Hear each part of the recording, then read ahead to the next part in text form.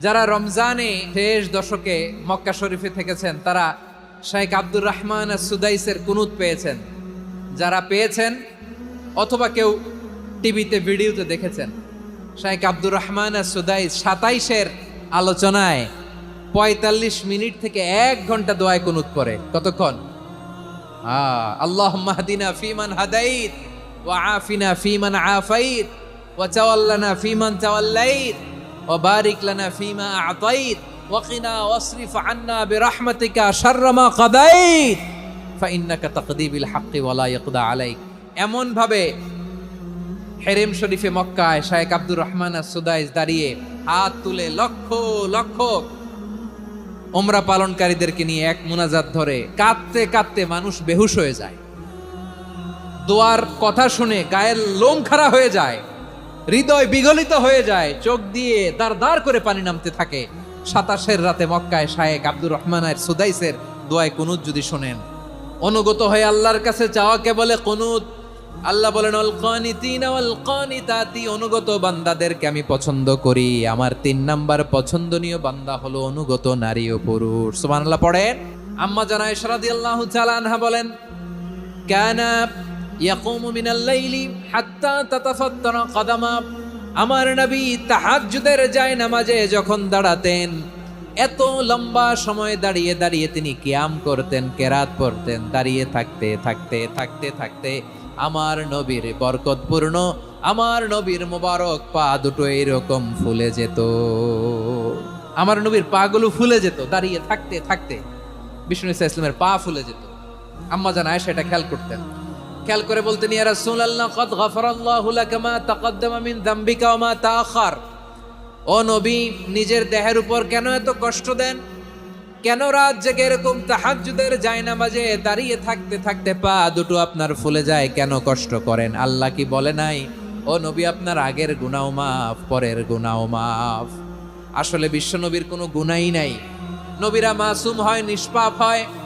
তারপরে বিশ্বনবীর মর্যাদা স্ট্যাটাস বোঝানোর জন্য আল্লাহ বলেন, নবী আপনার আগের পরের সব গুনাহ আমি আল্লাহ মাফ করে দিলাম। আম্মা জানা এসে বলে, না নবী, আগের গুনাহ মাফ, পরের গুনাহ মাফ, আপনি মাসুম, নিষ্পাপ, তারপরেও তাহাজ্জুদের জায়নামাজে কেন এত কষ্ট করেন? বিশ্বনবী জবাবে বলেন, আফালা উহিব্বু আন আকুনা আবেদান শাকুরা। ও আয়েশা, আমি কি শুকরগুজার বান্দা হব না? আমি কি শুকরগুজার হব না?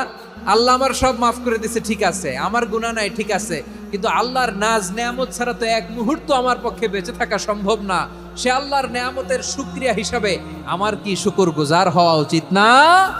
আফালা উহিব্বু আন আকুনা আবদান শাকুরা, আমি কি শুকরগুজার বান্দা হব না? ও আমার ভাইয়েরা, বিশ্বনবী ঠিক এমন ভাবে আনুগত্যের নমুনা দেখাতেন।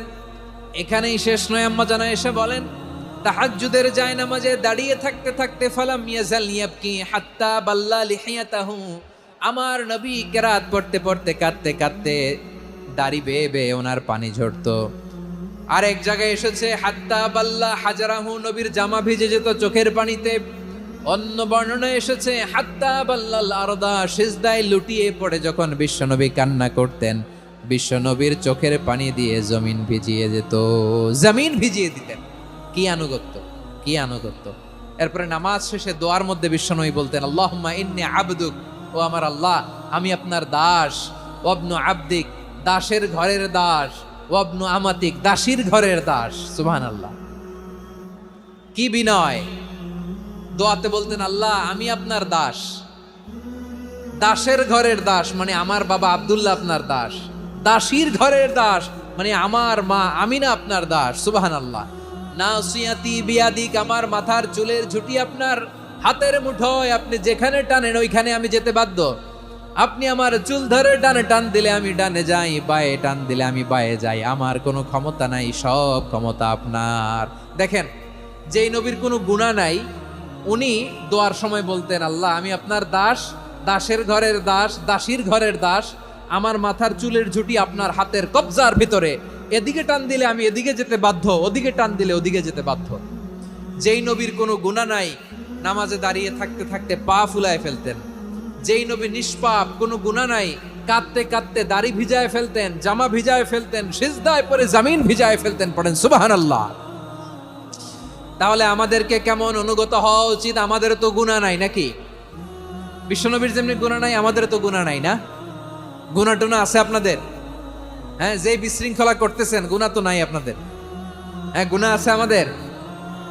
গুনাহ নাই কার? দেখি হাত তোলেন তো, যে হুজুর আমি কোনোদিন কোনো পাপ করি নাই, নিষ্পাপ, বেগুনা, মাসুম, জান্নাত থেকে পালায় আসছি। জান্নাত থেকে পালায় আসছেন এরকম কে আছেন দেখি তো? আছে এরকম কেউ? আছে? নাই। আমরা সবাই পাপী, আমাদের পাপের কোনো শেষ নাই। আওয়াজ করে বলেন ঠিক কিনা? তাহলে আসুন আমরাও বিশ্বনবীর মতো অনুগত হই, অনুগত হয়ে আল্লাহর কাছে চাই। এই যে আল কানিতিনা ওয়াল কানিতাতি, মানে অনুগত বান্দা এবং বান্দি। আমরা দোয়ায় কুনুত পড়ি না? কুনুত কোন নামাজে? কোন নামাজে? বিতরের নামাজে কি দোয়া পড়ি? দোয়ায়ে কুনুত। এই কুনুত থেকে ওয়াল কানিতিনা ওয়াল কানিতাত, তাফসীর বুঝে নেন। কুনুত থেকে কানিতিনা ওয়াল কানিতাত। তাহলে দোয়ায়ে কুনুত হচ্ছে বিনীত হয়ে, অনুগত হয়ে আল্লাহর কাছে চাওয়া। আমরা তখন দাঁড়িয়ে বলি আল্লাহুম্মা ইয়্যাকা না'বুদু ওয়া লাকা নুসাল্লি ওয়া নাসজুদ ওয়া ইলাইকা নাসআ ওয়া নাহফিদ নারজু রাহমাতাকা ওয়া নাখশা আযাবাকা ইন্না আযাবাকাল জিদ্দা বিল কুফফারি মুলহিক। আল্লাহ, আপনার কাছে চাই, আপনার কাছে প্রার্থনা করি, আপনার আযাবকে ভয় করি, আপনি ছাড়া আমাদের বাঁচাবার কেউ নাই। কুনুতের মধ্যে আমরা এই দোয়া করি কি করি না? অনুগত হয়ে এই দোয়া করি।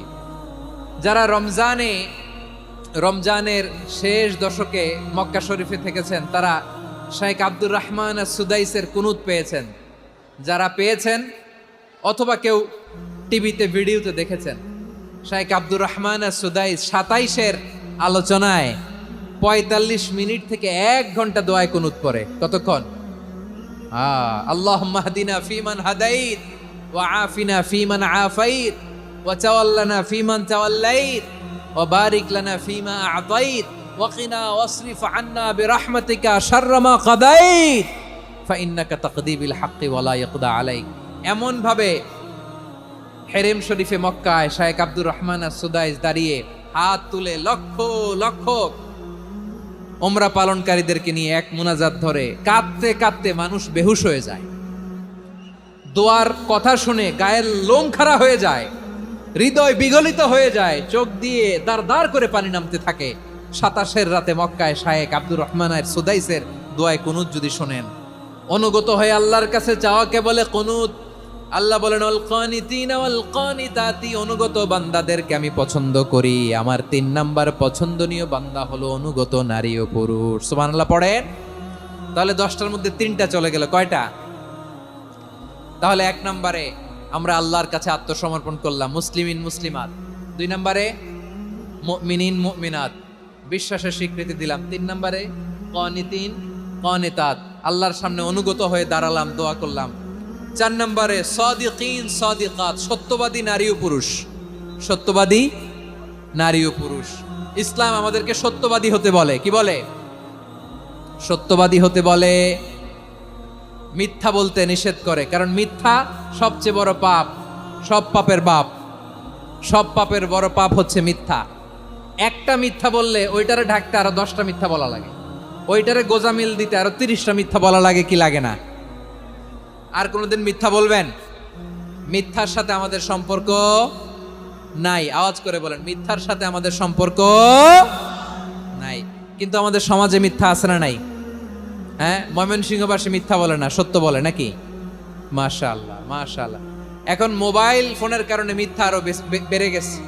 বিছানায় শুয়ে আছে, অফিস থেকে ফোন দিছে, আপনি কোথায়? কয় স্যার জ্যামে আটকে আছি। জ্যামে আছে না নাই? আসলে কোথায়? হ্যাঁ, বিছানায়। দেশের ভেতরে আছে, ফোন করছে একজন, বলে আমি একটু জরুরি কাজে দেশের বাইরে এসেছি। আছে না নাই?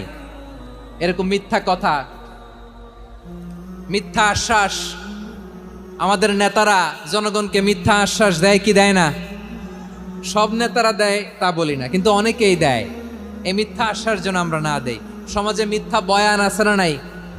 মিথ্যা ন্যারেটিভ আছে না নাই? আদালতে মিথ্যা সাক্ষী আছে না নাই? ওই সাক্ষীর উপর ভিত্তি করে মিথ্যা রায় আছে না নাই? ওই মিথ্যা সাক্ষীর উপর ভিত্তি করে আমরা এদেশে যাবজ্জীবন দেখেছি, এদেশে ফাঁসির কাস্টে ঝুলানোর নাটক মঞ্চায়ন করতে দেখেছি। আওয়াজ করে বলেন ঠিক কি না? এই মিথ্যা আমরা চাই না, আমরা সত্য বলবো, কারণ আল্লাহ সত্যবাদী। আল্লাহ কি? সত্যবাদী। বিশ্বনবী ছিলেন সত্যবাদী, আমাদেরকেও তিনি সত্যবাদীদের সাথে থাকতে বলেছেন। তিনি আমাদেরকে বলেছেন সত্যাশ্রয়ী হতে। রব্বুল আলামিন বলেন, ওমান আসদাকু মিনাল্লাহি হাদিসা, আল্লাহর চাইতে সত্যবাদী আর কেউ আছে নাকি বলেন? আল্লাহর চাইতে বেশি সত্যবাদী কেউ আছে? নাই, নাই। আবার বিশ্বনবীকে আল্লাহ বলেন, কুল সাদাকাল্লাহ, ও নবী আপনি বলেন আল্লাহ সত্য বলেছেন। সাদাকাল্লাহ মানে সত্য বলেছেন, আল্লাহ সত্য বলেছেন। এই আদেশটি আল্লাহ তাআলা বিশ্বনবীকে দিয়ে বললেন, কুল সাদাকাল্লাহ, ও নবী আপনি বলে দেন আল্লাহ সত্য বলেছেন। এই জন্য আল্লাহর বাণী তেলাওয়াত করার পরে কারি সাহেবরা দেখবেন পড়ে সাদাকাল্লাহুল আযীম।